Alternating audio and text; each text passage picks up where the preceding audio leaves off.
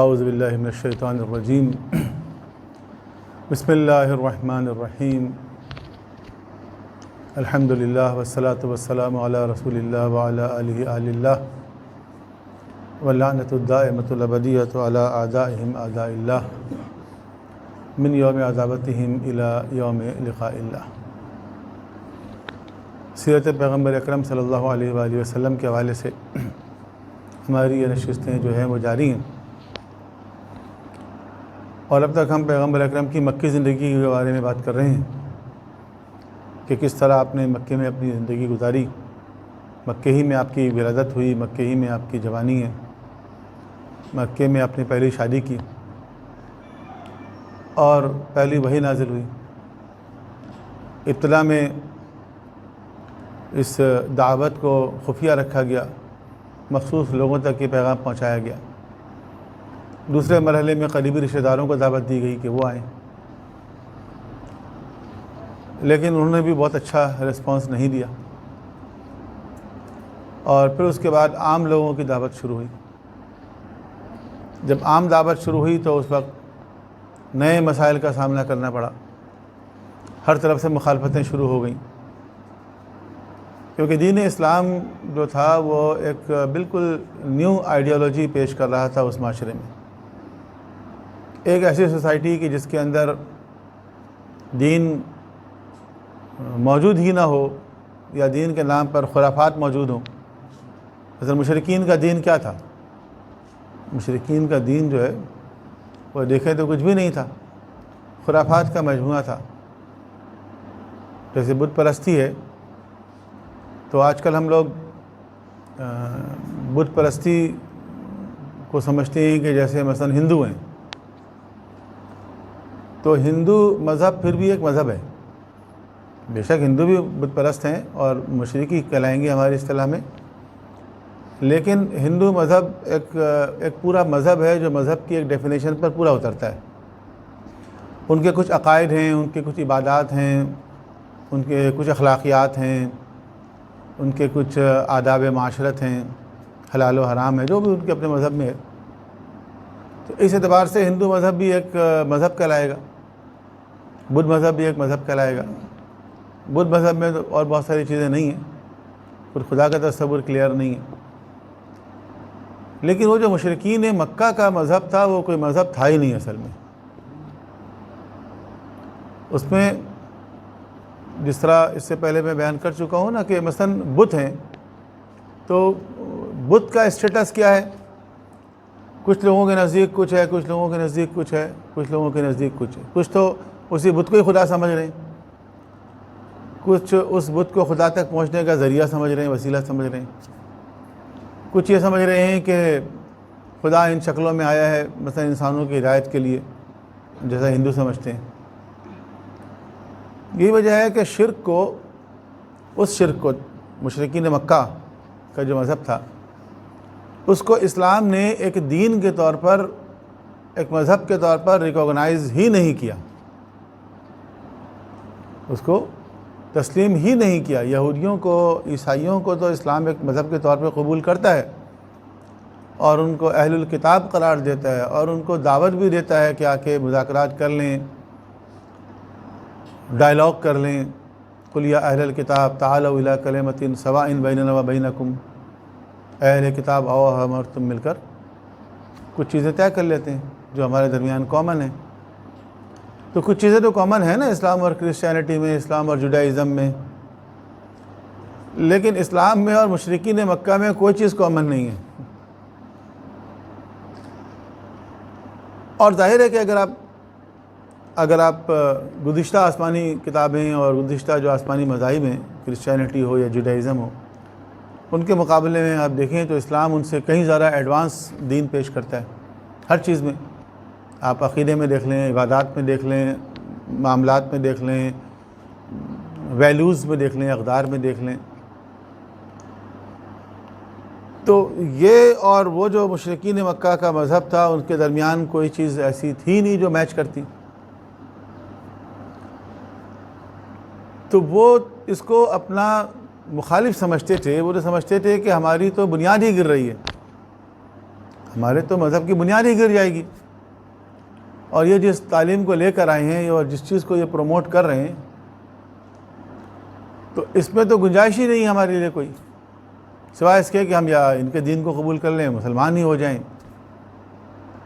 مسلمان ہو جائیں گے تو ہماری جو ایک سوشل اسٹیٹس ہے وہ ختم ہو جائے گا. جو ہم چودھری بنے ہوئے ہیں، اس وقت لیڈر بنے ہوئے ہیں، ہماری وہ چودراہٹ خطرے میں پڑ جائے گی. تو انہوں نے تو اسلام کو اپنے لیے ایک سخت چیلنج سمجھا اور اس کی کھل کے مخالفت کی. البتہ اس وقت حضور کے دفاع کے لیے حضرت ابو طالب موجود تھے، لہذا جب تک ابو طالب زندہ رہے کسی کے اندر یہ جرأت نہیں تھی کہ رسول اکرم صلی اللہ علیہ وآلہ وسلم کو براہ راست نقصان پہنچاتا، براہ راست آپ کو ٹارگٹ کرتا. یہ کسی کی ہمت نہیں تھی. تو وہ آ کے حضرت ابو طالب سے شکایت کیا کرتے تھے کہ دیکھیں آپ کا بھتیجا یہ کہتا ہے، آپ کا بھتیجا یہ کر رہا ہے، آپ اس کو سمجھائیں، آپ اس کو ہماری طرف سے یہ آفر کر دیں. مختلف طریقے کے آفرز کہ اگر اس کو پیسے ویسے چاہیے، اگر لیڈرشپ چاہیے، کسی بہت حسین و جمیل عورت سے اس کی شادی کروا دیتے ہیں.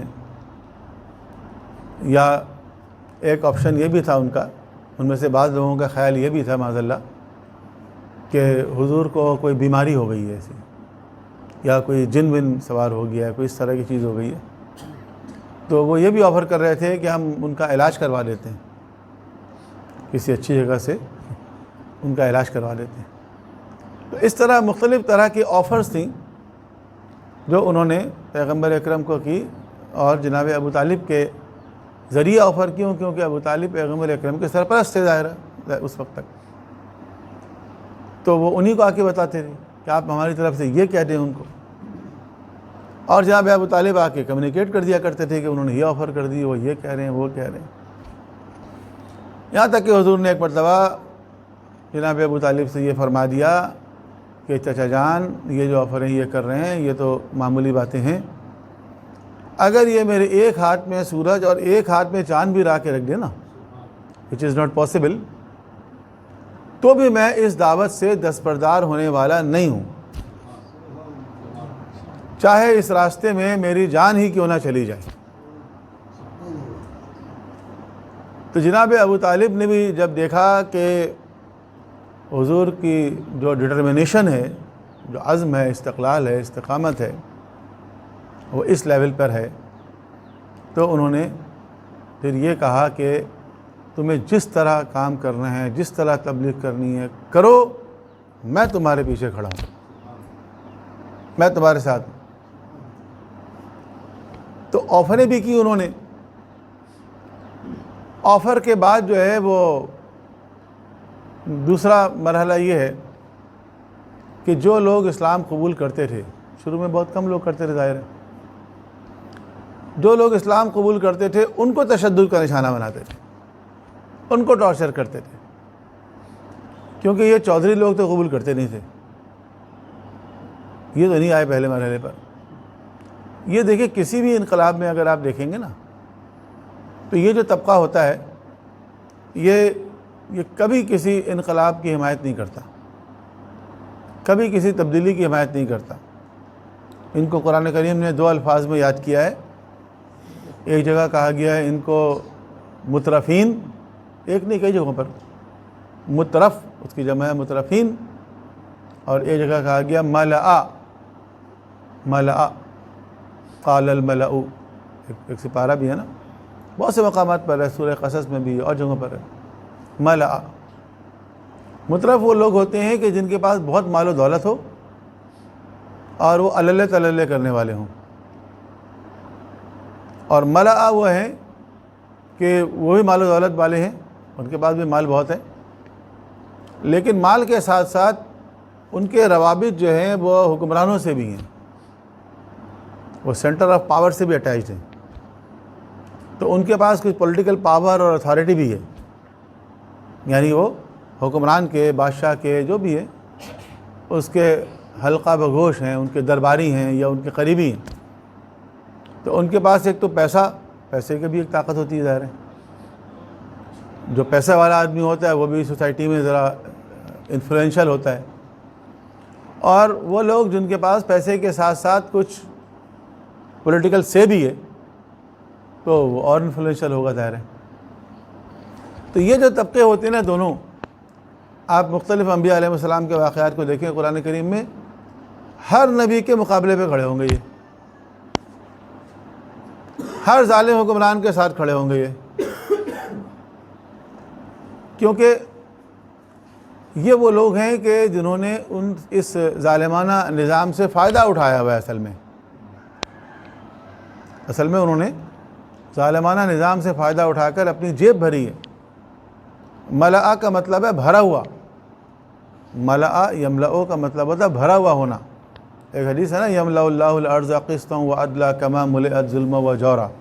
امام زمانہ کے لیے ہے کہ وہ جب تشریف لائیں گے تو روئے زمین کو عدل و انصاف سے اس طرح بھر دیں گے جس طرح وہ ظلم و جور سے بھری ہوئی ہوگی.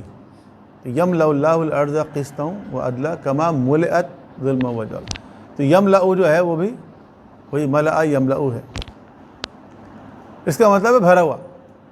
یہ وہ لوگ ہیں جو بھرے ہوئے ہیں, جن کی جیب بھری ہوئی ہے, جن کا پیٹ بھرا ہوا ہے, جن کا بینک بیلنس بھرا ہوا ہے. ان کے گھر میں جائیں تو بہت سارے نئے نئے اکوپمنٹس بھرے ہوئے ہیں, اپلائنسز بھرے ہوئے ہیں. تو یہ بھرے ہوئے لوگ جو ہیں یہ انقلاب کی مخالفت اس لیے کرتے ہیں کہ یہ جو انہوں نے بھرا ہے نا وہ اسی ظالمانہ نظام سے تو بھرا ہے. اسی ظالمانہ نظام میں رہ کر آپ کسی آدمی سے بات کریں, کسی بڑے بزنس مین سے, کہ اور کیا حال ہے آج کل, تو کہے بہت خراب حالت ہے, بس کسی نہ کسی طرح دال روٹی چل رہی ہے. اچھا, یہ جو دال روٹی اس کی چل رہی ہے وہ اسی طرح چل رہی ہے کہ جہاں پر رشوت دینا ہے, جہاں کمیشن دینا ہے, جہاں کک بیکس دینا ہے, کہاں بجلی چرانا ہے, کہاں گیس چرانی, یہ سب کچھ کرا کر بیچ میں سے کچھ نہ کچھ اپنی دال روٹی وہ نکال لیتا ہے. اچھا, آپ اس سے کہیں کہ یار اس کرپٹ نظام کو گرا دو, لعنت ہو جائے اس نظام پر, تو کہے گا نہیں گراؤ نہیں ابھی, کیونکہ ہماری سیٹنگ ابھی بنی ہوئی ہے. اگر یہ نظام گر جائے گا تو ہماری سیٹنگ خراب ہو جائے گی, پھر کوئی نیا نظام آئے گا, پتہ نہیں اس میں سیٹنگ بنے نہ بنے, کتنا ٹائم لگے گا اس میں. ابھی تو 30-35 سال سے میں اس سیٹنگ میں ہوں. تو ٹھیک ہے, وہ بھی لعنت بھیجتے ہیں اس نظام پر, لیکن اسی سے کما رہے ہیں, اسی سے فائدہ اٹھا رہے ہیں, تو اس نظام کو گرنے نہیں دینا چاہتے. تو جو بھی انقلاب کی بات کرتا ہے, جو تبدیلی کی بات کرتا ہے, یہ طبقہ کبھی اس کا ساتھ نہیں دیتا. تو کہتا ہے تبدیلی آئے گی تو ہماری سیٹنگ خراب ہو جائے گی. ٹھیک ہے, ایران میں اتنا بڑا انقلاب آیا, ایران کی میجورٹی نے امام خمینی کا ساتھ دیا, لیکن جو شمالی تہران کے جو لوگ تھے انہوں نے ساتھ نہیں دیا. وہ بہت کم تھے اس انقلاب میں پیش. اور جیسے انقلاب کو انہوں نے آثار دیکھے کہ اب تو سب چیزیں تبدیل ہو رہی ہیں, فوراً ایران سے نکل کے چلے گئے, یورپ چلے گئے, امریکہ چلے گئے, ادھر ادھر چلے گئے, غائب ہو گئے وہاں سے نکل کے. پیسے ویسے اپنا لے کے جتنا نکال سکتے تھے بھاگ جاتے ہیں یہ لوگ. بعد میں پھر دیکھا انقلاب کا بھی اثرات ذرا ٹھنڈا ہو گیا, ابھی معاملات بہتر ہو گئے. پھر اس کے بعد 5 سال بعد 10 سال بعد پھر واپس آ گئے. وہ انہوں نے کوئی جرم تھوڑی کیا تھا, وہ تو بس بھاگ گئے تھے حالات کو دیکھ کر, واپس آ گئے دوبارہ وہ.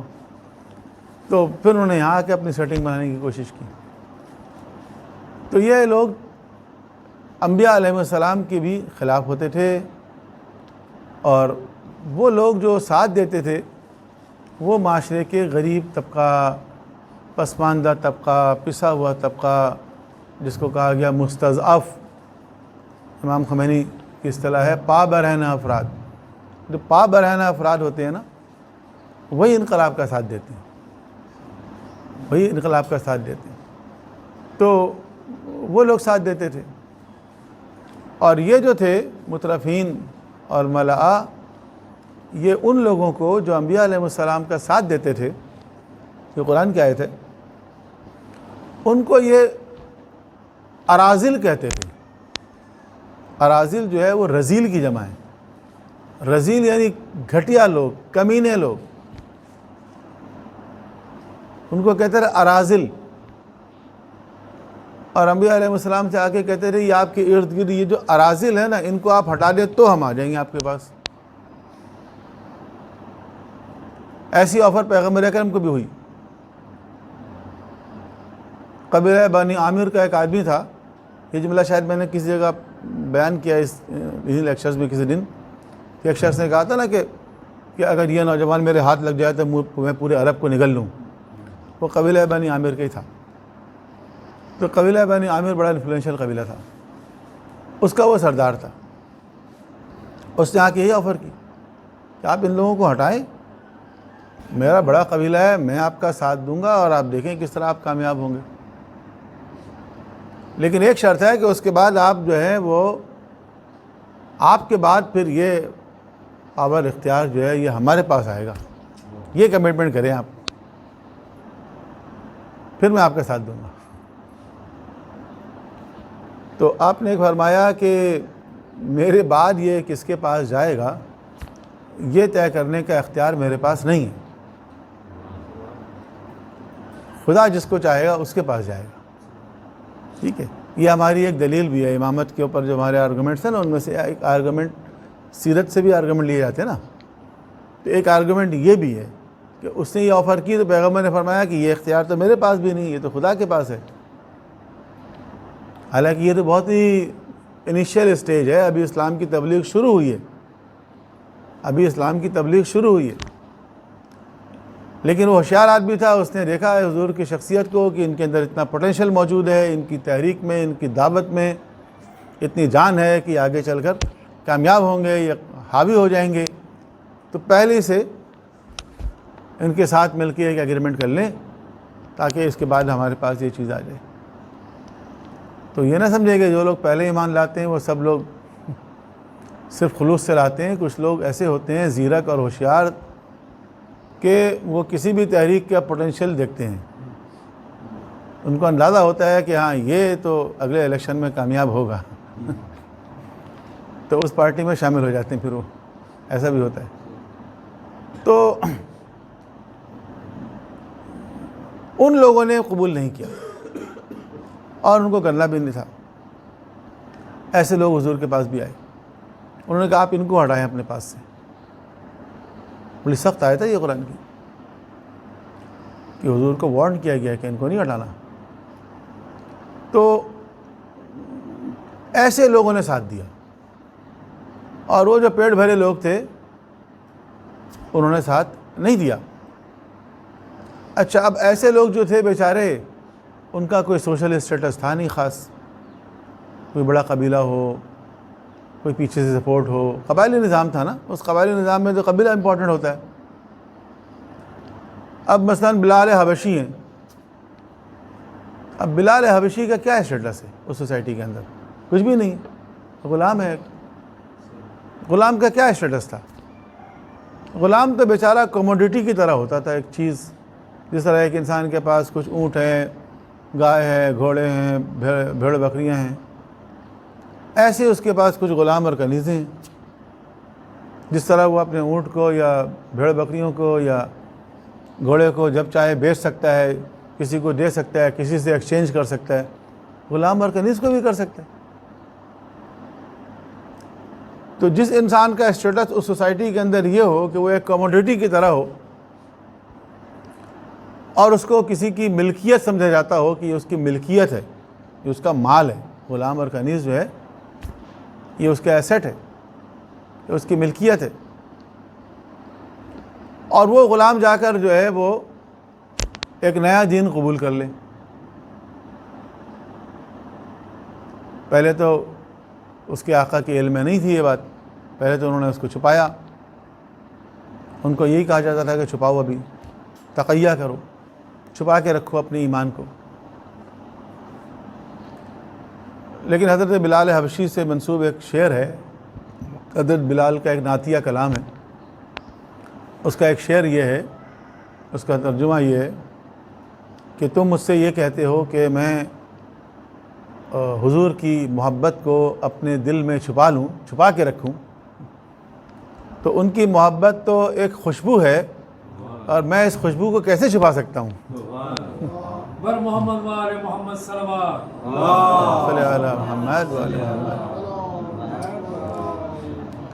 تو بس اب یہ مجھ سے نہیں چھپائی جا رہی ہے اور یہ ظاہر ہو رہی ہے، تو بس اس کے بعد جو کچھ میرے ساتھ ہوگا وہ میں دیکھ لوں گا، جو کچھ ہونا ہے وہ ہو جائے، لیکن اب میں چھپا نہیں سکتا۔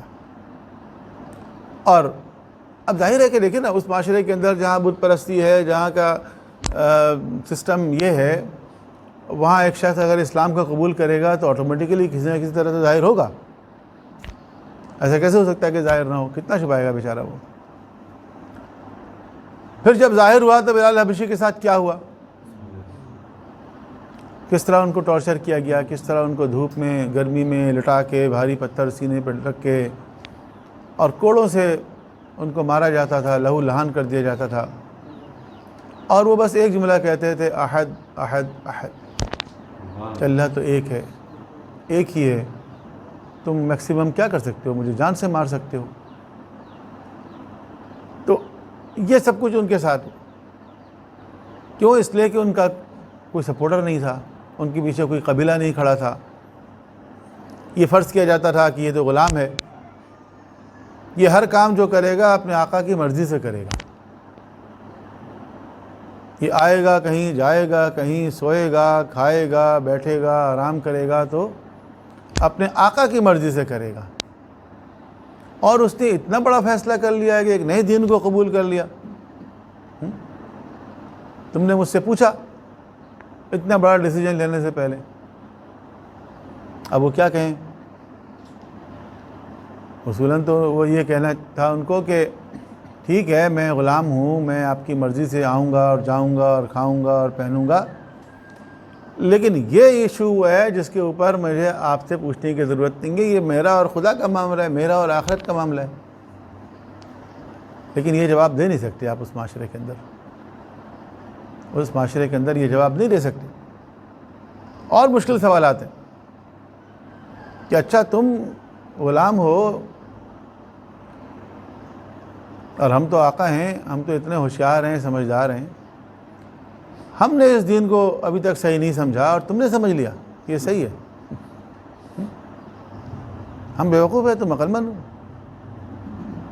تم زیادہ عقل مند ہو ہم سے کہ تم نے قبول کر لیا۔ اب اس کا کیا جواب ہے؟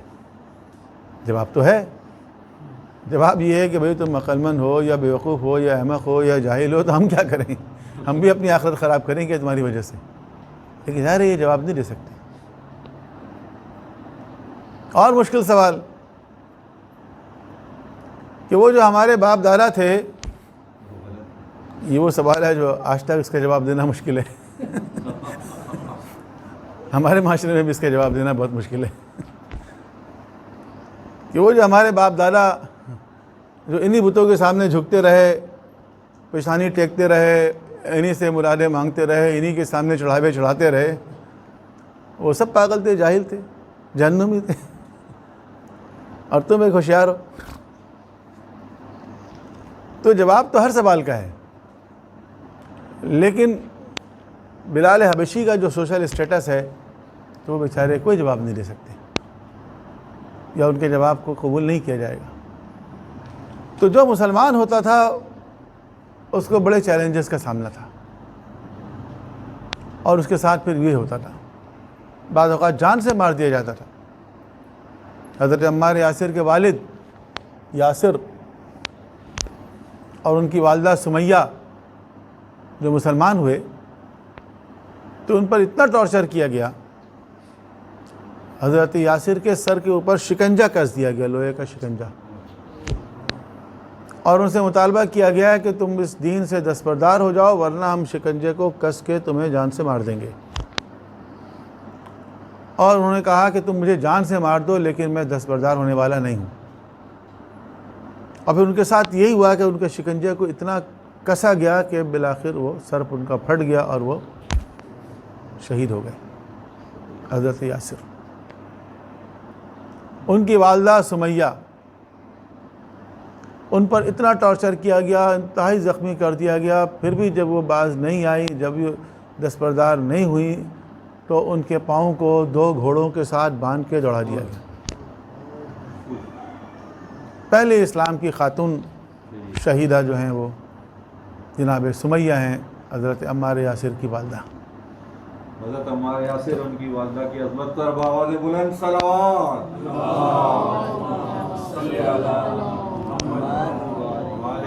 عمار یاسر اس وقت چھوٹے تھے، ینگ تھے، جب انہوں نے اپنے والد کی یہ کیفیت دیکھی، جب انہوں نے اپنے والدہ کی یہ کیفیت دیکھی تو مشرکین نے جو ان سے مطالبہ کیا تو انہوں نے وہی جملے دہرا دیے جو مشرکین چاہتے تھے،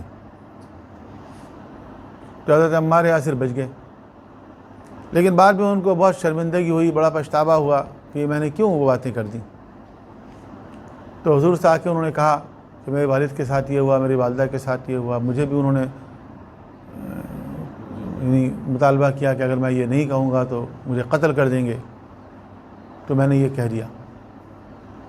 تو ان کے لیے قرآن کریم کی آیت نازل ہوئی حضرت عمار یاسر کی حمایت میں کہ اگر کوئی شخص مجبوری کے عالم میں اس طرح کی کوئی بات کر دے تو اس کی کوئی سزا نہیں۔ یہ ہمارے پاس ان آیتوں میں سے ہے کہ جس کو تقیہ کو ثابت کرنے کے لیے بیان کیا جاتا ہے۔ ٹھیک ہے، یہ آیت ہے، یہ مومن آل فرعون کی آیت ہے کہ مومن آل فرعون جو فرعون کے دربار میں تھا، اور قرآن کریم کہتا ہے کہ وہ اپنے ایمان کو چھپائے ہوئے تھا۔ تو ایمان کو چھپانا جو ہے یہ مختلف لوگوں کی روش رہی ہے، اور یہ منافقت نہیں ہے۔ یہ کچھ لوگ کہتے ہیں نا کہ اندر سے کچھ باہر سے کچھ، یہ منافقت ہے۔ نہیں، اندر سے کچھ اور باہر سے کچھ ہونا منافقت نہیں ہے، یہ غلط انٹرپریٹیشن ہے، یہ اسٹیٹمنٹ صحیح نہیں ہے۔ اندر سے کافر اور اوپر سے مومن، یہ منافقت ہے۔ منافقت یہ ہے، اور اندر سے مومن اور اوپر سے کافر ہو تو یہ تقیہ ہے۔ ٹھیک ہے، دیکھیں اگر آپ کو کوئی شخص کوئی چیز پروڈکٹ دیتا ہے، یہ اوپر سے بوتل جو ہے وہ جینوین ہے، اندر پانی جعلی ہے، تو آپ کہیں گے یہ چیٹنگ ہے، فراڈ ہے نا، کہ پیکنگ تو برانڈڈ کمپنی کی ہے، پانی اندر گھر کا بھرا ہوا ہے، یہ چیٹنگ۔ لیکن اگر پانی اچھی کوالٹی کا ہے اور پیکنگ اچھی نہیں ہے تو آپ نہیں کہیں گے یہ فراڈ ہے، ٹھیک ہے نا۔ تو اندر سے اگر انسان صحیح ہے، اوپر سے اس کا اظہار کسی وجہ سے نہیں کر پا رہا، تو یہ تقیہ ہے۔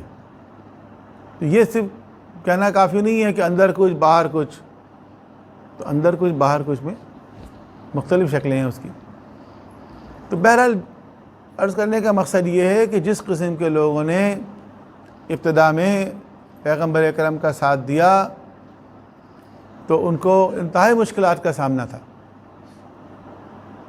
یہاں تک کہ حضور نے ہجرت حبشہ کی اجازت دے دی، اور مسلمانوں کا ایک وفد حضرت جعفر ابن ابی طالب کی قیادت میں، جن کو جعفر طیار کہتے ہیں، ان کی قیادت میں حبشہ چلا گیا، افریقہ، اور وہاں پہنچا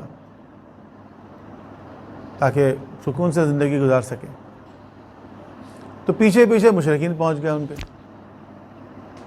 کہ یہ ہمارے دہشت گرد ہیں، واپس کرو۔ انہوں نے کہا یہ ہمارے حوالے کرو۔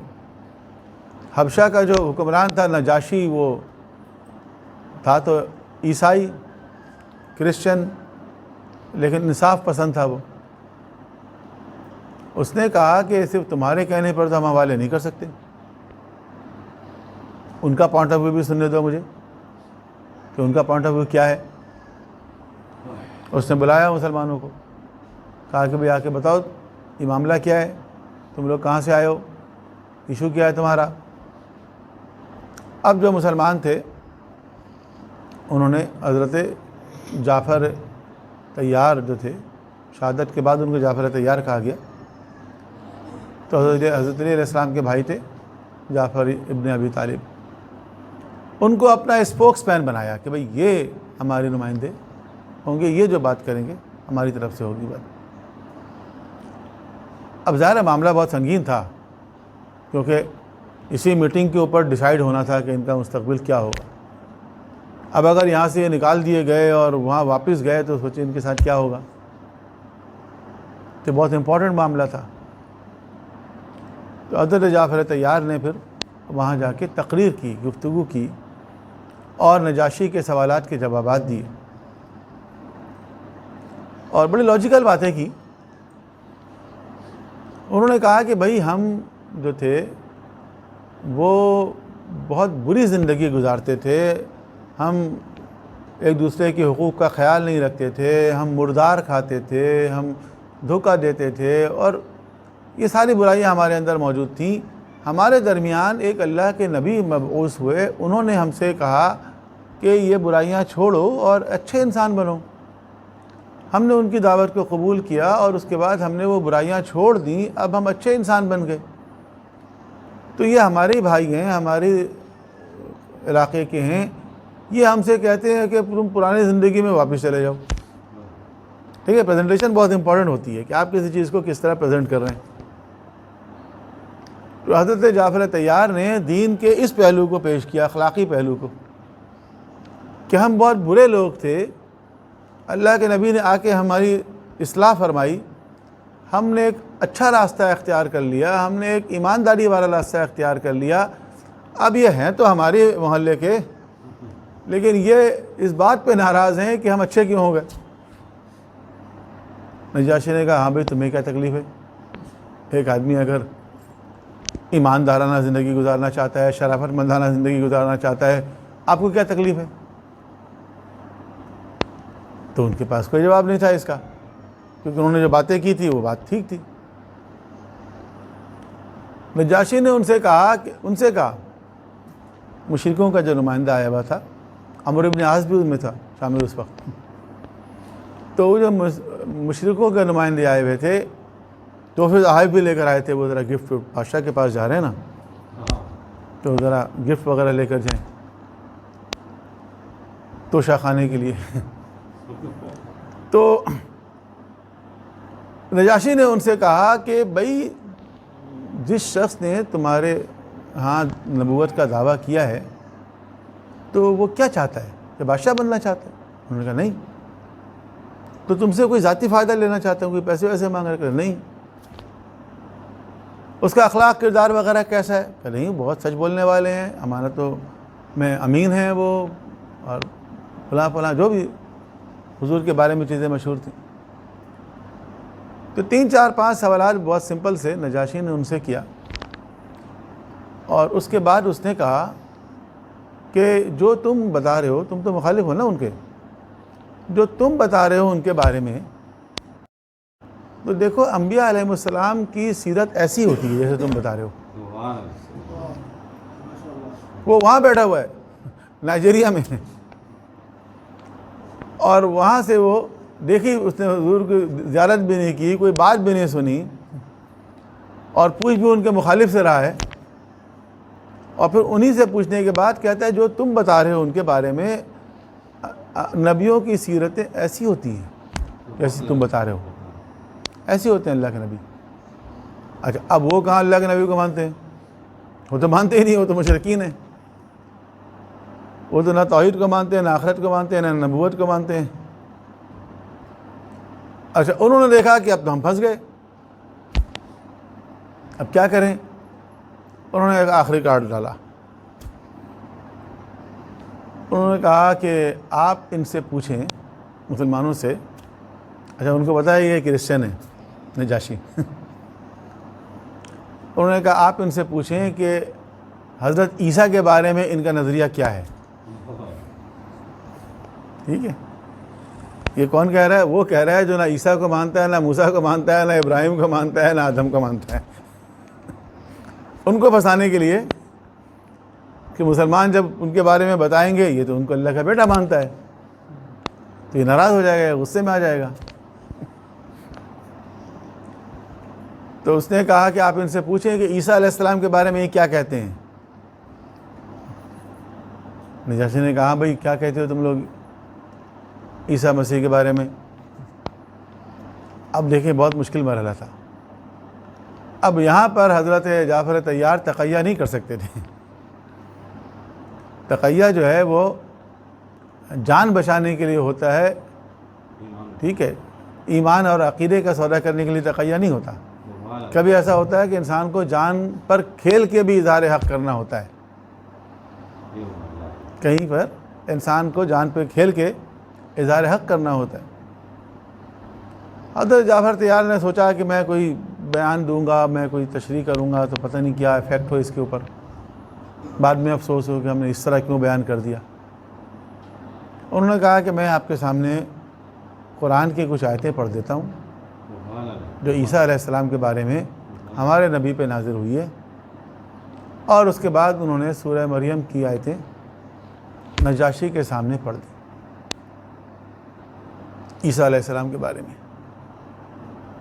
اور جب وہ آیتیں نجاشی نے سنی تو اس کی آنکھوں سے آنسو جاری ہو گئے. سبحان اللہ. سبحان اللہ.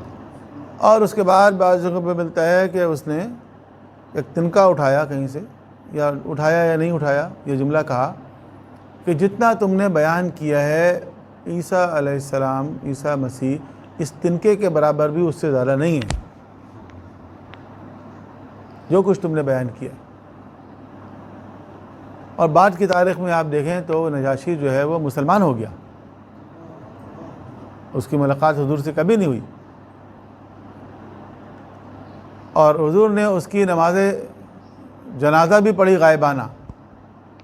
غائبانہ نماز جنازہ ہمارے یہاں نہیں ہوتی, لیکن ہماری بھی بعض کتابوں میں لکھا ہوا ہے کہ حضور نے نجاشی کی غائبانہ نماز جنازہ پڑھی.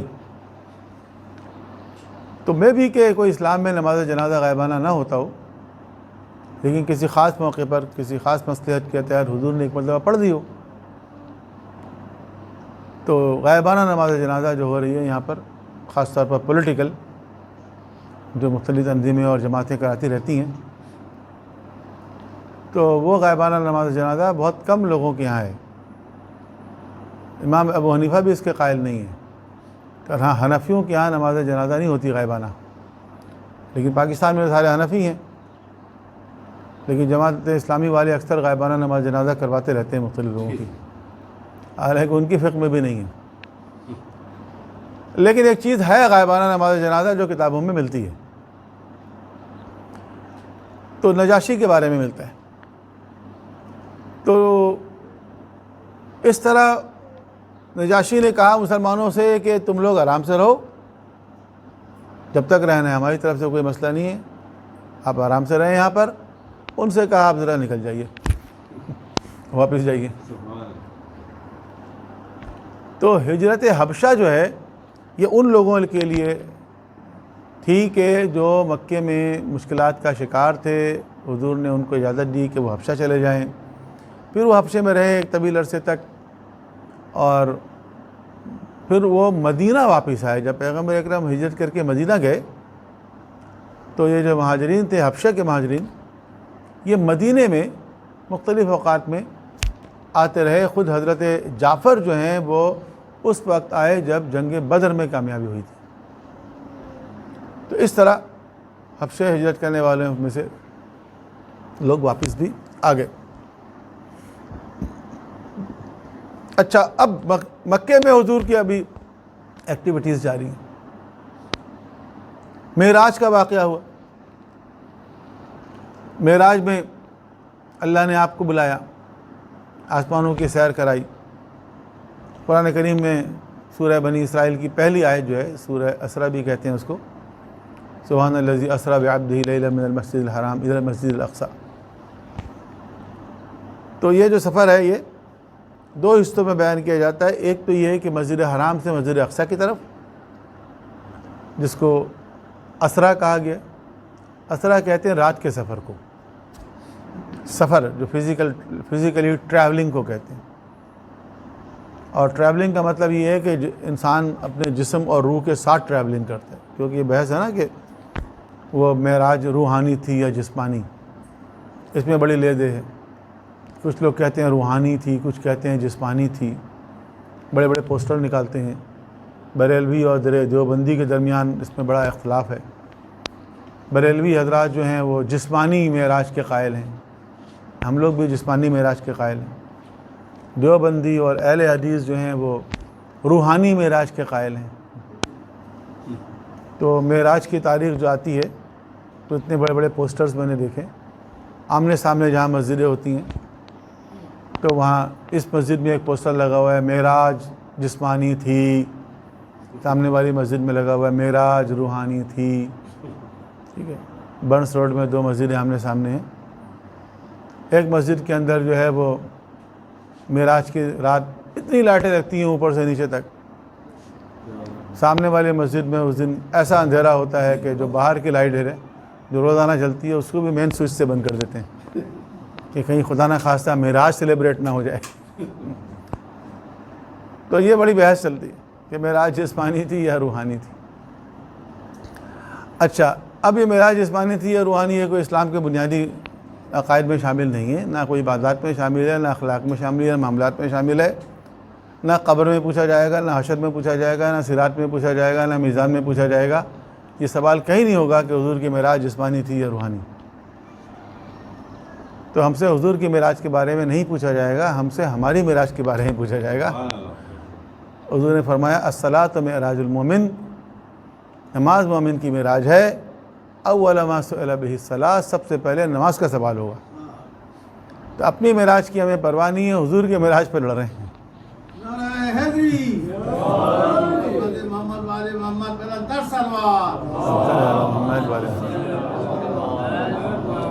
لیکن ایک بحث ہوتی ہے، اس بحث کے اندر نکات ہوتے ہیں، علمی نکات، اس کے آرگومنٹس ہوتے ہیں فور میں اگینسٹ میں۔ تو ہمارے یہاں اس کے فور میں آرگومنٹس ہیں کہ معراج جو تھی وہ جسمانی تھی، اسرا جو ہے وہ جسمانی سفر کو کہتے ہیں، اور بہت ساری چیزیں ہیں، اور جس پہ اعتراضات آتے ہیں کہ حضور کیسے چلے گئے اور اوزون لیئر کو کیسے کراس کیا، اس میں تو آگ لگ جاتی ہے، اسپیس سے کیسے گزرے، وہاں تو آکسیجن نہیں ہوتی ہے، راتوں رات جا کے واپس کیسے آ گئے، اتنی اسپیڈ کہاں سے آ گئی۔ تو یہ سارے سوالات جو ہیں یہ غیر ضروری ہیں، کیونکہ قرآن کریم نے کہا سبحان الذی اسرا، پاک ہے وہ جو لے کر گیا۔ وہ اگر لے کر جانا چاہے تو کوئی رکاوٹ ہے؟ وہ لے کر جانا چاہے، اس نے عیسیٰ علیہ السلام کو بغیر باپ کے پیدا کر دی، اس نے آدم علیہ السلام کو بغیر ماں اور بغیر باپ کے پیدا کر دی۔ تو یہ جو تھیوری ہے کاز اینڈ ایفیکٹ کی، اس کا وہ تھوڑی پابند ہے، ہم پابند ہیں۔ وہ تو کریٹر آف آل کازز ہے، وہ تو کاز آف آل کازز ہے، وہ اس کا پابند نہیں۔ تو اگر وہ چاہے تو کیا چیز رکاوٹ بن سکتی ہے؟ کوئی چیز رکاوٹ نہیں بن سکتی۔ اس کو سائنس سے حل کرنے کی کوشش نہ کریں کہ E=mc² سے ماس جو ہے انرجی میں کنورٹ ہو گیا، انرجی ماس میں کنورٹ ہو گئی۔ تو E=mc² سے بھی نہیں جا سکتے آپ۔ E=mc² میں c جو ہے وہ ویلوسٹی آف لائٹ کے لیے، تو ویلوسٹی آف لائٹ کے برابر کسی چیز کی ویلوسٹی ہو ہی نہیں سکتی ہے بولیں تو۔ اور اگر ہو بھی جائے فرض کر لیں تو بعض جو پلانٹس ہیں، بعض جو سٹارز ہیں، بعض جو سولر سسٹمز ہیں، وہ ملینز آف لائٹ ایئر کے فاصلے پر ہیں۔ لائٹ ایئر، جہاں روشنی کی جو رفتار ہے اس سے ملینز ایئر لگیں گے وہاں تک پہنچنے میں۔ تو اس قسم کی چیزوں سے معجزات کو ثابت نہیں کیا جا سکتا۔ بس خدا نے چاہا، ہو گیا، ختم ہو گئی بات۔ اس کی قدرت میں کوئی شک ہے تو وہ لے کر جانا چاہے تو لے گیا وہ۔ تو پہلے مرحلے پر آپ پہنچے بیت المقدس، اور چونکہ حضور اپنے ظاہری زندگی میں کبھی فلسطین تو نہیں گئے تھے، شام تو جا چکے ایک مرتبہ، لیکن فلسطین نہیں گئے کبھی، بیت المقدس نہیں گئے کبھی۔ تو جو لوگ پہلے جا چکے تھے مشرکین میں سے، انہوں نے حضور سے سوالات کرنے شروع کر دیے، اچھا بتائیے وہ کیسا ہے، اس کے دروازہ کیسا ہے، کھڑکیاں کیسی ہیں، پلرز کیسے ہیں، تاکہ پتہ چل جائے کہ واقعی یہ گئے تھے یا نہیں گئے تھے۔ لیکن اگر کوئی نہ گیا ہو کسی جگہ اور وہ دعویٰ کرے کہ میں وہاں گیا ہوں، تو 2-4 سوالات میں پھنس جائے گا وہ۔ ایک شخص نے انگلینڈ میں بیٹھ کے پریس کانفرنس کر دی کہ میں پاکستان کا نیوکلیر سائنٹسٹ تھا۔ تو لوگوں نے پوچھا کہ آپ نے کہاں سے تعلیم حاصل کی، نیوکلیر فزکس کہاں سے پڑھی؟ تو اس نے کہا میں نے کراچی یونیورسٹی سے پڑھی۔ ان سے کہا کہ کراچی یونیورسٹی میں تو ڈپارٹمنٹ ہی نہیں ہے نیوکلیر فزکس کا۔ تو اس نے کہا نہیں میں نے فزکس ڈپارٹمنٹ سے پڑھی ہے. ان سے پوچھا گیا اچھا فزکس ڈپارٹمنٹ کراچی یونیورسٹی میں کہاں ہے اور کیمسٹری ڈپارٹمنٹ کا اور فزکس ڈپارٹمنٹ میں کتنا فاصلہ ہے؟ 2-4 سوالات ایسے ہی کر لیے, وہ پھنس گیا اسی میں. اگر کوئی کہیں نہیں گیا ہو تو 2-4 سوالات میں پھنس جائے گا نا وہ. تو لوگوں نے سوالات جب کیے تو حضور نے جوابات دے دیے ان کے. تو اس طرح لاجواب ہو گئے وہ ظاہر. اب معراج کی تاریخ جو ہے وہ ہمارے یہاں حتمی نہیں ہے کہ معراج کی تاریخ کیا ہے. 27 رجب جو ہے یہ ہمارے یہاں معراج کی تاریخ نہیں. ہاں معراج ہم لوگ مانتے ہیں, معراج جسمانی بھی مانتے ہیں, اور معراج کو سیلیبریٹ کرنے میں بھی کوئی حرج نہیں ہے, لیکن اس کی حتمی تاریخ کا علم نہیں ہے. اور 27 رجب جو ہے یہ ہمارے ہاں نزول وحی کی تاریخ ہے, روز مبعث ہے. پہلی وحی جو نازل ہوئی وہ 27 رمضان کو نہیں ہوئی بلکہ 27 رجب کو ہوئی. ٹھیک ہے, رمضان میں جو شب قدر ہے وہ نزول قرآن کی شب ہے, لیکن وہ دفعی نزول کی شب ہے, جبکہ پورے کا پورا قرآن علم کی شکل میں, یعنی علم کتاب لوح محفوظ سے قلب پیغمبر پہ اترا, پورے کا پورا. وہ ہے شب قدر. اور یہ جو ہے روز مبعث یہ آغاز وحی کا دن ہے, آغاز وحی کا دن. ٹھیک ہے, کوئی حرج نہیں ہے معراج سیلیبریٹ کرنے میں, معراج بھی سیلیبریٹ کر لیں آپ مسلمانوں کے ساتھ. لیکن مبعث ہمارے نزدیک بہت بڑی عید ہے, بہت خوشی کا دن. اس کے اعمال بھی ہیں, اس دن کا روزہ بھی ہے, روز مبعث. تو ہم لوگ معراج کو بھی مانتے ہیں. تو حضور معراج پہ تشریف لے کر گئے. بعض روایتوں میں ہے کہ کئی مرتبہ پیغمبر کو معراج ہوئی, وہ بھی روایتیں. اینی جب حضور نے یہ دعویٰ کیا کہ میں تو آسمان کے سیر کر کے آیا ہوں, تو اس کا بھی مذاق بنایا مشرکین نے. بہرحال لیکن میں نے عرض کیا نا شروع میں کہ کسی کے اندر یہ جرأت نہیں تھی کہ حضور کو براہ راست نقصان پہنچاتا. ان کے خلاف پروپیگنڈا کیا جاتا تھا, ان کے خلاف باتیں کی جاتی تھیں, لوگوں میں مشہور کیا جاتا تھا کہ معاذ اللہ یہ ساحر ہیں, جادوگر ہیں, اور اس طرح کی چیزیں. لیکن وہی لوگ جو پہلے آپ کو صادق اور امین کہتے تھے, جب تک اسلام کی دعوت آپ نے نہیں دی تھی اس وقت تک یہی لوگ ان کو صادق اور امین کہتے تھے. اور جب آپ نے ان کو اسلام کی دعوت دی تو یہ آپ کو معاذ اللہ ساحر کہنے لگے, شاعر کہنے لگے, مجنون کہنے لگے. ٹھیک ہے, تو لوگ جو ہیں وہ صالح کو تو پسند کرتے ہیں بائی نیچر. انسان ایک صالح انسان کو, نیک انسان کو, اچھے انسان کو پسند کرتا ہے, اس کے نیچر میں شامل ہے. تو صالح کو تو پسند کرتے ہیں, مصلح کو پسند نہیں کرتے ہیں. صالح جب مصلح ہو جائے, وہ انسان جو صالح ہے, وہ انسان جو اچھا ہے, جب وہ ہم سے بھی کہے کہ آپ بھی اچھے بن جائیں تو ہمیں اچھا نہیں لگتا. پھر وہ بس ہم سے کچھ نہ کہے, خود بہت اچھا رہے وہ. تو جب تک حضور اچھے تھے, جب تک مکے کے لوگ بہت پسند کرتے تھے اور آپ کو صادق اور امین کہتے تھے. لیکن جب آپ نے یہ چاہا کہ پورا مکہ اچھا ہو جائے تو یہی لوگ ان کے پیچھے پڑ گئے. پھر یہ ہوا کہ سوشل بائیکاٹ کر دیا انہوں نے. انہوں نے دیکھا کہ اس طرح تو ان کی بات آہستہ آہستہ پھیل رہی ہے, لوگوں تک پہنچ رہی ہے, تو انہوں نے پھر سوشل بائیکاٹ کر دیا. ہر طرح کا لین دین, خرید و فروخت تک کو بین کر دیا گیا. اور انہوں نے کہا کہ جو قبیلہ بھی ان سے روابط رکھے گا اس سے بھی قطع تعلق ہو جائے گا.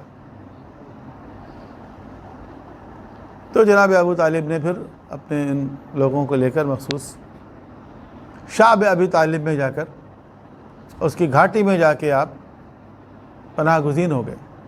3 سال تک آپ شعب ابی طالب میں رہے. 3 سال, یہ 3 سال بہت ہوتے ہیں. ان 3 سالوں میں آپ کا ٹوٹل سوشل بائیکاٹ تھا. مشکل سے رات میں کسی وقت جا کے حضرت علی علیہ السلام یا کچھ لوگوں سے جا کے کچھ سودا سلاب سامان چیزیں کھانے پینے کی لے لیا کرتے تھے، تو اسی سے گزارا ہوتا تھا۔ بعض اوقات پتے کھا کے بھی گزارا کیا انہوں نے۔ اور یہی وہ دن ہیں کہ اس سے 1 سال 2 سال پہلے جناب سیدہ کی ولادت ہوئی، اور شاب ابی طالب میں جب محصور ہوئے یہ لوگ تو اس پر جناب سیدہ بہت چھوٹی تھی۔ اس وقت جس طرح ایک بچے کو ضرورت ہوتی ہے غذا کی، اور جس طرح اس کی ماں کو ضرورت ہوتی ہے غذا کی، وہ چیز دستیاب نہیں تھی۔ جناب خدیجہ کہ جو ملکۃ العرب کہلاتی تھی، جن کے پاس اتنی دولت تھی، اور اس شاب ابی طالب میں کیفیت ان کی بھی یہ تھی کہ بعض اوقات کھانے کو کچھ نہیں ہوتا تھا، کئی دنوں کا فاقہ ہوتا تھا۔ تو جناب سیدہ کی سیرت میں بھی ہم یہ دیکھتے ہیں کہ بیوی نے ابتدائی سے مصائب اور مشکلات کو برداشت کیا، شروع سے، اس عمر میں بھی آپ نے۔ اور پھر شاب ابی طالب کا جو محاصرہ ہے 3 سال کے بعد اس پر ختم ہوا، جب جناب ابو طالب نے پیغمبر اکرم کے کہنے کے پر مشرکین کو جا کر بتایا کہ تم لوگوں نے جو معاہدہ کیا تھا آپس میں ہمارے خلاف، اور اس معاہدے کو رکھ دیا گیا تھا خانہ کعبہ میں، اس معاہدے کو دیمک کھا چکی ہے، اور وہ پوری عبارت جو ہے وہ مٹ چکی ہے، وہ پورا صفحہ جو ہے ختم ہو چکا ہے، سوائے اس جملے کے کہ جہاں لکھا ہوا ہے سبحانک اللہم، صرف یہ بچ گیا ہے، باقی سب صرف اللہ کا نام بچا ہوا ہے۔ تو اللہ تو لفظ اللہ تو وہاں لکھا ہوا نہیں تھا، لیکن اللہ کے لیے جو الفاظ لکھے ہوئے تھے وہ لفظ بچ گیا ہے، اور باقی پورا صفحہ جو ہے وہ دیمک کھا چکی۔ اب دیکھیں یہ تو پیغمبر اکرم نے بتائی بات، پیغمبر تو وہی سے بتا رہے ہیں، جناب ابو طالب آگے کمیونیکیٹ بھی کر رہے ہیں۔ اگر جناب ابو طالب کو پیغمبر اکرم پر یقین نہ ہوتا، ان کی نبوت پر ایمان نہ ہوتا، تو وہ آگے جا کے اتنی بڑی بات کر سکتے تھے؟ اور انہوں نے کہا کہ اگر میری یہ بات غلط ثابت ہو جائے تو بس پھر تمہاری مرضی، تم جو چاہے کرو ہمارے سے۔ تو ان کے بھی کچھ سمجھدار لوگ تھے، انہوں نے کہا کہ چیک کر لیتے ہیں، اگر اتنی بڑی بات یہ کر رہے ہیں تو یہ تو نہیں آیا اب تک خانہ کعبہ میں، اس کے بعد دیکھ لیتے ہیں۔ جب انہوں نے دیکھا جا کر تو واقعی ایسے ہی تھا، ان کی بات صحیح ثابت ہو گئی، تو ان کو شرمندگی ہوئی کہ پھر ہمیں ریویو کرنا چاہیے اپنا ڈیسیجن، اور پھر لوگوں نے کہا ٹھیک ہے ختم کرو اس بائیکاٹ کو، بہت ہو گیا، 3 سال ہو گئے۔ تو اس طرح یہ محاصرہ جو ہے شعب ابی طالب کا یہ ختم ہوا۔ لیکن ان 3 سالوں کے اندر جو مصائب ٹوٹے، جن مشکلات کا سامنا کرنا پڑا، تو اس کے بعد ودن 2 ایئرس جناب ابو طالب بھی اس دنیا سے رخصت ہو گئے، اور جناب خدیجہ بھی چلی گئیں۔ ایک ہی سال میں ان دونوں کی رحلت ہو گئی۔ یعنی پیغمبر اکرم کے جو 2 بڑے سپورٹر تھے، ایک گھر کے اندر جناب خدیجہ جو ہر حال میں پیغمبر کا ساتھ دیتی تھی، پیغمبر کی خدمت کرتی تھی، آپ کی دلجوئی کرتی تھی۔ خود آپ نے فرمایا ان کے بارے میں کہ جب سب مجھے جھٹلا رہے تھے تو اس پر خدیجہ نے میری تصدیق کی، جب کوئی میرا ساتھ دینے والا نہیں تھا اس پر خدیجہ نے میرا ساتھ دیا۔ وہ سارا مال جو جناب خدیجہ کا تھا وہ کہاں گیا؟ وہ سارا مال کہاں چلا گیا؟ اسلام کی تبلیغ میں استعمال ہوا نا۔ کوئی بھی تحریک چلتی ہے اس کے پیچھے مال تو ہوتا ہے کچھ نہ کچھ، مال کے بغیر تو کام نہیں ہوتا۔ تو وہ سارا مال کہاں گیا؟ وہ دین کی تبلیغ میں استعمال ہو گیا۔ تو جناب خدیجہ کی رحلت، اور گھر سے باہر جناب ابو طالب، جیسے میں نے عرض کیا کہ جب تک ابو طالب زندہ تھے براہ راست حضور کو کوئی نقصان نہیں پہنچا سکتا تھا۔ تو ابو طالب جب نہیں رہے اور جناب خدیجہ نہیں رہی، اس سال کو پیغمبر اکرم نے غم کا سال قرار دیا، عام الحزن قرار دیا، غم کا سال، یعنی پورا سال غم منایا۔ یہ جو کہتے ہیں نا کہ 3 دن سے زیادہ غم نہیں منانا چاہیے، یہ عام لوگوں کے لیے، کہ عام لوگوں کو چاہیے کہ اپنے مرنے والے کا غم بہت لمبا، بہت طویل عرصے تک نہ منائیں، جو معاشرے کے تقاضے ہوتے ہیں بعض اوقات۔ تو اس میں حصہ لیں، اس میں پارٹیسپیٹ کریں. لیکن وہاں پہ بھی سب کے لیے 3 دن نہیں ہے. جو عورت بیوہ ہو جاتی ہے اس کی عدت ہے، اس عدت میں بھی اس کو کہا گیا بہت سی چیزوں سے پرہیز کرے. تو وہ عدت جو ہے وہ عدت سوگ ہے. ایک عدت طلاق ہے اور ایک عدت سوگ ہے شوہر کے مرنے پر. تو وہ بھی ایک طرح کا سوگ ہے. اور خود اللہ کے رسول نے پورا سال منایا. آپ اللہ کے رسول سے کہیں یا رسول اللہ 3 دن کا غم ہوتا ہے، یہ آپ نے پورے سال کیسے ڈکلیئر کر دیا؟ غم کا سال. اچھا، اس کا بھی لوگوں نے جواب نکالا ہوا ہے. انہوں نے کہا کہ غم کا سال کا مطلب یہ نہیں ہے کہ سال بھر غم منانا ہے. غم کا سال کا مطلب یہ ہے کہ اس سال ہمارے اوپر پے در پے غم پڑے، اس لیے غم کا سال. تو اللہ کے رسول نے تو اس سال کا ایک نام رکھا. جیسے ایک واقعہ اس سے پہلے میں نے عرض کیا نا کہ ہاتھی والا واقعہ پیش آیا تو اس سال کو عام الفیل کہا جاتا ہے. تو اس سال کو اللہ کے رسول نے ایک ٹائٹل دے دیا، ایک نام دے دیا، غم کا سال، عام الحزن. اس کا مطلب یہی تو ہے کہ سال بھر غم. ورنہ تو کسی کی ریلت، کسی کی موت جو ہے وہ 1 دن کا واقعہ ہوتا ہے نا، وہ 1 دن کا ایونٹ ہوتا ہے. بہرحال اگر آپ پیغمبر اکرم کی سیرت میں جا کر دیکھیں تو جناب خدیجہ کا جو مقام تھا اور جناب ابو طالب کا جو کنٹریبیوشن تھا، اس کو اگر آپ دیکھیں تو اندازہ ہو جائے گا کہ ان کے اٹھ جانے سے اللہ کے رسول کو کتنا نقصان ہوا. لیکن بہرحال اللہ کی مرضی تھی، آپ نے اس کو قبول کیا اور خداوند عالم نے آپ کو ان 2 ہستیوں کے بدلے میں 2 ہستیاں عطا فرمائی. ایک وہ جو گھر کے اندر جناب خدیجہ کی نمائندگی کر رہی ہیں، جناب سیدہ سلام اللہ علیہا،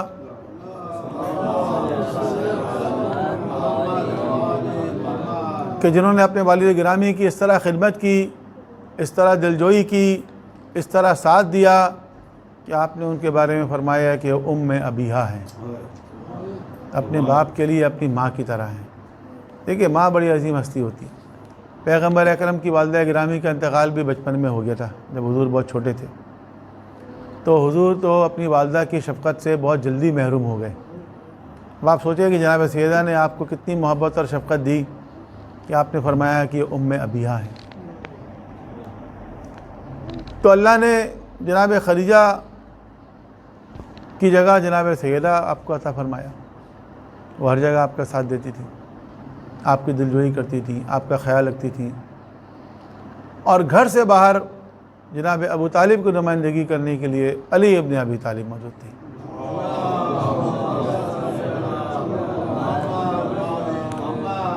وہ بھی ہر وقت اللہ کے رسول کے ساتھ سائے کی طرح ساتھ رہتے تھے، ساتھ رہتے تھے.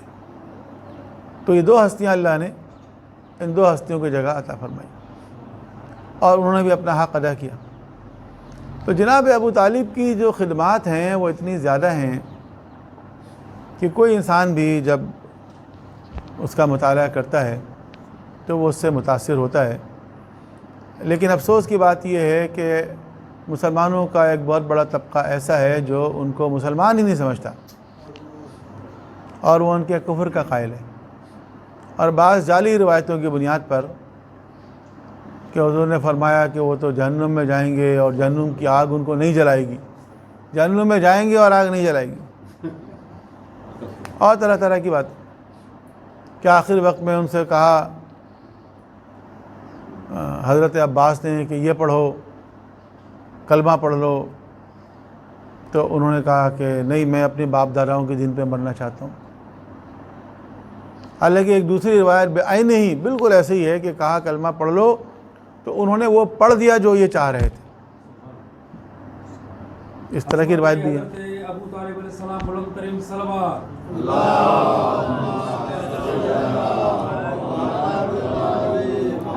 ٹائم اب نہیں رہا تفصیل میں جانے کا، لیکن یہ ایشو آج کا نہیں ہے جناب ابو طالب کا. یہ اسی زمانے میں آیا تھا اور اس زمانے میں اس طرح کی باتیں ہوتی تھیں. اس لیے ایمان ابو طالب کے حوالے سے ائمہ تعین کی بہت ساری روایتیں ہیں، آرگومنٹس بھی ہیں، دلیلیں بھی ہیں.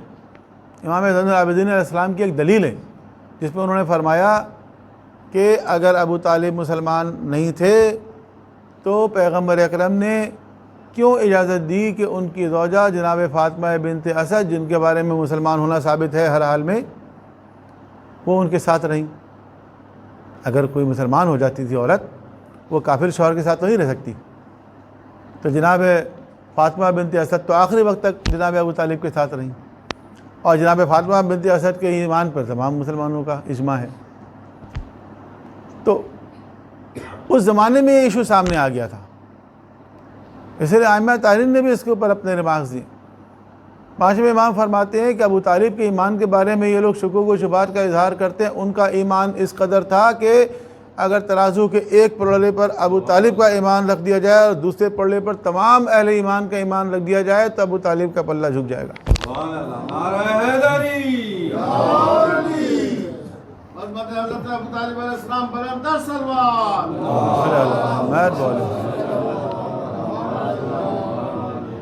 اور بہت بڑے بڑے علماء اہل سنت نے ایمان ابو طالب پر پوری کتاب لکھی ہے. ڈاکٹر طاہر القادری صاحب نے بھی ایک کتاب لکھی ہے ایمان ابو طالب پر. ہر دور میں لکھی گئی ہے، پہلے متقدمین نے بھی لکھی ہے اور متاخرین نے بھی لکھی ہے ایمان ابو طالب پر، اور وہ آرگومنٹس دی ہیں اپنی کتابوں کے. ہمارے نزدیک تو ہے ہی ثابت، لیکن ان کے نزدیک بھی ثابت. لیکن ایک چھوٹا سا طبقہ ایسا ہے، چھوٹا سا مراد یہ ہے کہ ایک گروہ ایسا ہے کہ جو اس چیز پر اصرار کرتا ہے. اصل تکلیف اس کو یہ ہے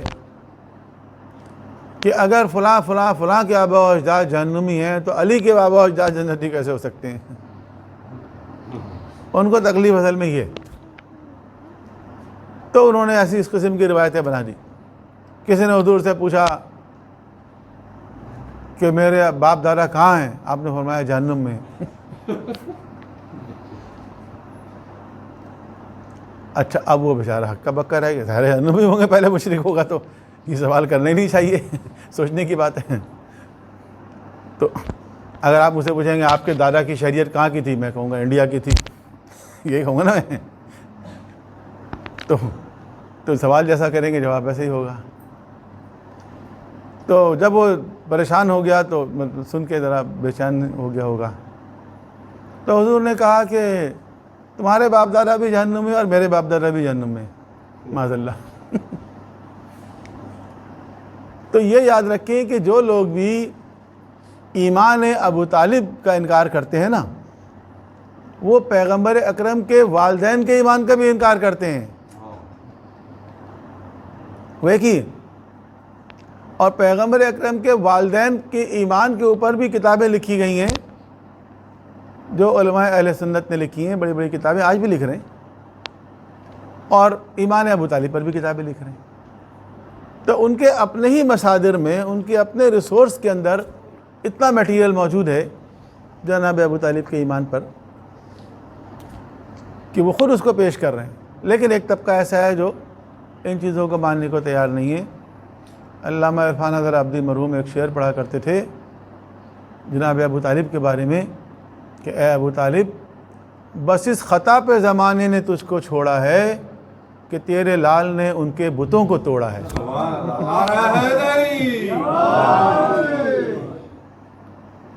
تو بس ان کی خطا یہ ہے کہ وہ علی کے بابا ہیں، اور علی علیہ السلام سے آپ کو پتہ ہے جن کو قد ہے، جن کو بغض ہے، وہ چاہتے ہیں کہ ان کے آبا و اجداد اگر جہنم میں جا رہے ہیں تو علی کے والد جنت میں کیسے جا سکتے ہیں؟ تو ان کو بھی روکنا ہے. تو بہرحال ہم روک دیتے ہیں اپنی بحث کو آج یہیں پر. اگلے دفعہ انشاءاللہ اس کو کنٹینیو کریں گے اس دعا کے ساتھ کہ اللہ تعالی ہمیں سیرت پیغمبر کو پڑھنے اور سمجھنے اور اپنی زندگی کو اس سیرت طیبہ کی روشنی